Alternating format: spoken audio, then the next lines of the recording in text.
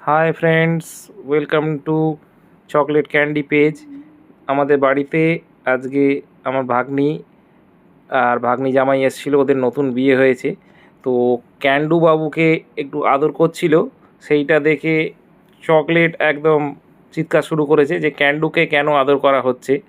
আর chocolate নিচে দাঁড়িয়ে আছে, ও খাটে উঠতে পারছে না, সেই জন্য আমরা ক্যান্ডুকে খাটে তুলে দিয়েছি। ক্যান্ডুকে যথারীতি আদর চলছে।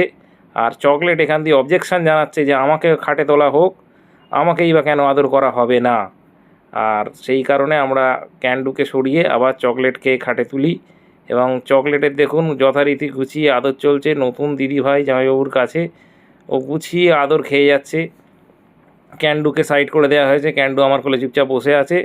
আর চকলেট বাবু দিদিভাইয়ের কাছে গুছিয়ে আদর খেয়ে যাচ্ছে, দিদিভাই আদর করছে, দাদা আদর করছে।